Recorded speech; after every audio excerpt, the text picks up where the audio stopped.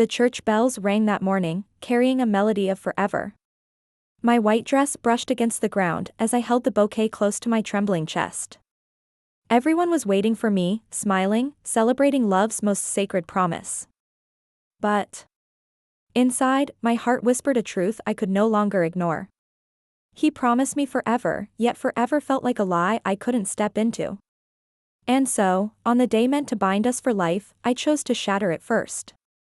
This is not just a wedding story, it's the moment love collided with truth. Welcome to the Untold Love, where stories of the heart unfold in raw honesty. Subscribe, like, and share your thoughts below, we'd love to hear your voice. I used to believe love stories belonged in books, in movies, in dreams people whispered about but rarely lived. And then I met him. It wasn't planned, it wasn't scripted, it was ordinary, yet it felt like fate itself had decided to stop me in my tracks. It was on a rainy evening, when the world felt gray and restless. I was carrying too many bags, fumbling with my umbrella, when a stranger offered his hand. His smile wasn't perfect, but it carried something warm, something safe. That was the first time our eyes met. I didn't know it then, but that moment would change everything. We started as friends, exchanging small talk that grew into endless conversations. Hours melted away as we walked through crowded streets, laughing at little things only we understood. He had this way of making the world quieter, of making me feel seen in ways no one ever had before. Somewhere between shared coffees and starlit phone calls, friendship blurred into something more, something deeper, heavier, almost frightening. I remember the first time he said my name like it belonged to him.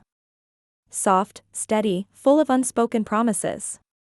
That night, under the glow of city lights, I felt my heart surrender without even asking my permission. I told myself, this is it. This is the kind of love people wait a lifetime to find. He wasn't just my lover. He was my secret keeper, my anchor, my companion through every storm. When life weighed heavy on me, he carried the pieces I couldn't hold. When joy spilled from my heart, he was the first person I wanted to share it with. We built dreams together, messy, unpolished, but ours. And in those dreams, forever didn't seem like a fairy tale. It felt inevitable. He promised me laughter, adventures, a home filled with warmth. He promised to stand by me, even when the world didn't. And I believed him, not just because of his words, but because of the way he looked at me, like I was his beginning and his end. But love is a fragile thing.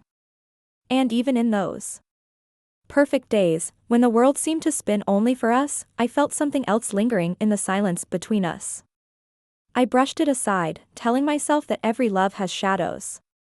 After all, no story is flawless. Still, in those early days, before the vows, before the doubts, all I knew was him. All I wanted was forever. He once told me, forever starts with us. Those words were not just a promise, they were a dream I carried like a treasure, tucked close to my heart. I can still remember the night he proposed. The air was cool, stars scattered like diamonds across the sky, and in that quiet moment, it felt like the universe itself was holding its breath for us. He knelt down, his hands trembling slightly, eyes shining with both fear and hope.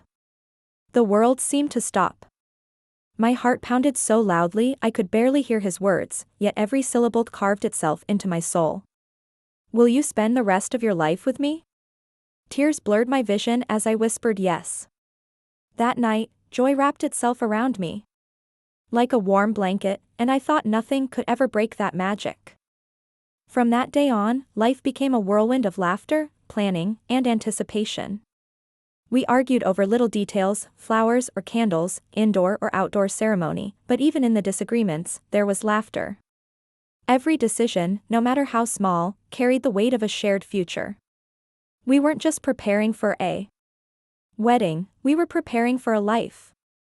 I remember sitting with him late one night, wedding magazines scattered on the floor, our hands brushing as we reached for the same page. He leaned in, kissed my forehead, and whispered, I can't wait to call you my wife. My heart swelled so much in that instant, I thought it might burst. To me, he wasn't just the man I loved. He was home. Every time he walked into a room, it felt like the world realigned. I could breathe easier. I could smile brighter. He was the missing piece I never knew I'd been searching for. And yet, beneath all the joy, there were moments, brief flickers, when I caught something in his eyes. A distance, a shadow, like he was lost in thoughts he didn't want me to see. I brushed it away, convincing myself that it was stress, nerves, maybe just exhaustion from all the planning. After all, love was stronger than any doubt, wasn't it? Still, in those weeks leading up to the wedding, I clung tightly to the promises we'd made. Forever was no longer just a word, it was an entire world we had built together. A world I believed in with every piece of my being. Little did I know, the cracks were already forming. But in that moment, I was blind to everything except love. And the promise of forever. As the wedding day drew closer, everyone around me seemed to glow with excitement. Friends sent me messages about dresses and music, my mother cried tears of joy, and my bridesmaids spoke about how lucky I was. And I smiled so much my cheeks hurt. But inside, something had begun to stir. A whisper. A wait. A quiet voice asking, "Are you sure?" At first, I ignored it. Love, after all, is not without nerves. I told myself it was normal, just pre-wedding jitters. But then the little things began to collect like shards of glass pressing against my skin. He started taking phone calls late at night, stepping out of the room with a soft, nervous laugh. When I asked, he brushed it off, just work, nothing important. His voice was calm, but his eyes refused to meet mine. And I, desperate to keep the peace, swallowed the questions that burned on my tongue. There were other signs, too. The way his touch sometimes felt distracted, rushed. The way he'd zone out while I talked about our honeymoon plans, nodding without really listening. Once, I caught him staring at me, not with love, but with something I couldn't quite name. A sadness? A guilt? A distance? It slipped away. The moment I tried to read it. The night before the wedding, I couldn't sleep. I wandered into the study to find a pen for last-minute notes, and that's when I saw it, his phone left unlocked, a message glowing on the screen. My heart hesitated, my breath caught, and though I knew it was wrong, my eyes betrayed me. The words were simple, almost harmless. Yet they tore through me like a storm. "I wish things were different. I'll always love you." I froze. The sender's name wasn't familiar, but the tone, it was intimate, aching, alive in a way that spoke of history. My hands trembled as I placed the phone back, every part of me screaming for answers I wasn't brave enough to demand. That night, I lay awake beside him, staring into the dark. His breathing was steady, peaceful, as if nothing had shifted. But for me, everything had changed. The love I once held like a flame now flickered, uncertain. And yet, I said nothing. I smiled the next morning, let the makeup artist paint joy onto my face, let the world believe in our fairy tale. I told myself love was stronger than secrets, stronger than doubt. But deep inside, I knew, the cracks in the glass were growing. And once they shattered, nothing would ever look the same again. The morning of my wedding was painted in gold. Sunlight streamed through the curtains, the air heavy with the scent of flowers. People moved around me, stylists fixing my hair, bridesmaids fussing over dresses, my mother whispering blessings under her breath. Laughter filled the room, music floated softly in the background. To everyone else, it was the happiest day of my life. But inside, my heart was at war. I stared at myself in the mirror, the white dress hugging me like a promise I wasn't sure I could keep. My eyes looked beautiful, painted with colors and shimmer, but behind them I saw fear. I tried to silence it, telling myself love required courage, sacrifice, faith. Yet no amount of powder or lipstick could hide the truth I carried. I wasn't certain anymore. Everywhere around me was joy. Friends joked about the honeymoon, my bridesmaids teased about the first dance. My father knocked gently at the door, his voice breaking with pride. I forced smiles, I laughed at the right moments, but inside, I was drowning in silence. When the car arrived to take me to the church, my hands shook around the bouquet. Each flower looked too perfect, too fragile, as though even they knew the weight of the day. The streets blurred past the window, familiar yet foreign, and all I could hear was the echo of that message from his phone, "I'll always love you." Those words weren't for me, and they played in my head like a cruel song. At the church doors, guests stood, turning, smiling, whispering their joy. The music began, soft, holy, eternal. My father's arm steadied me as we stepped forward. Each step felt heavier than the last. The aisle stretched before me like an endless road, lined with roses and hope. And then I saw him. He stood at the altar, handsome, radiant, the man I once believed was my forever. His eyes met mine, and for a brief second, the world stilled. But what I saw wasn't certainty. It wasn't the unshakable love I had always dreamed of. Instead, it was hesitation, hidden behind a practiced smile. My heart clenched. Tears pricked at the corners of my eyes, not from joy, but from the unbearable weight of truth. I tried to picture our life, our vows, our forever. But instead, I saw cracks. Lies, shadows. As I took the final steps toward him, the music swelled. Everyone watched, waiting for a fairy tale. But in that moment, I knew I could not give them the ending they expected. My goodbye was already forming on my lips. The music faded as I reached the altar.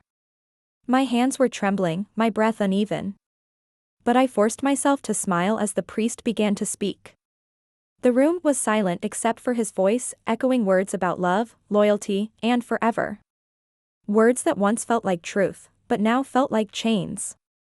I glanced at him, my groom, my almost husband.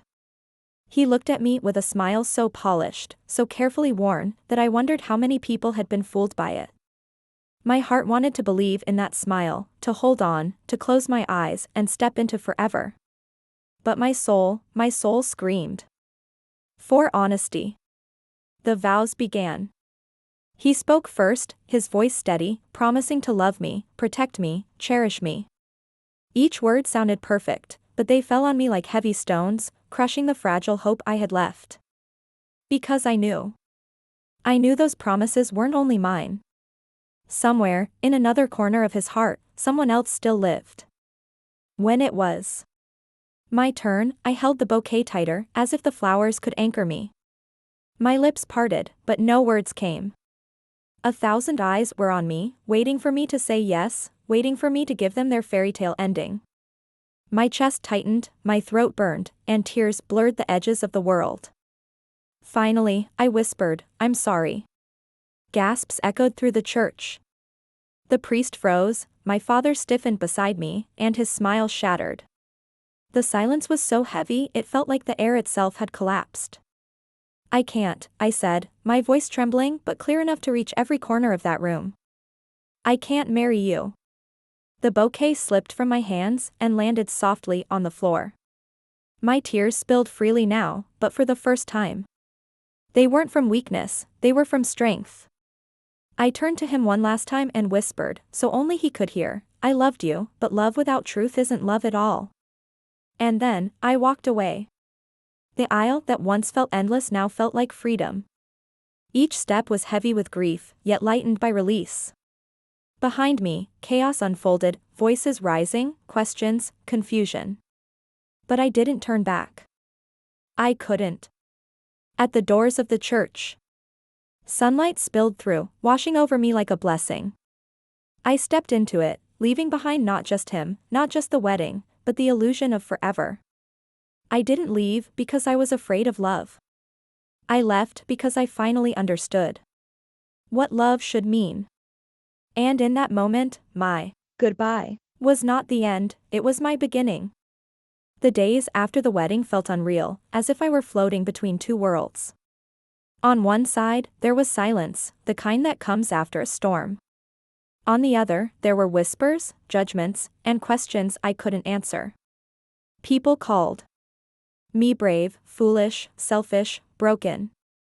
Everyone had a version of my story, but no one truly knew my heart. At first, I cried every night. My bed felt too wide, my hands too empty. I replayed his smile, his laughter, his promises, every memory slicing me open again. I asked myself 100 times if I had made a mistake. But each morning, when the sun touched my face, a quiet peace reminded me that leaving was not failure. It was survival. Slowly, I began to see life differently.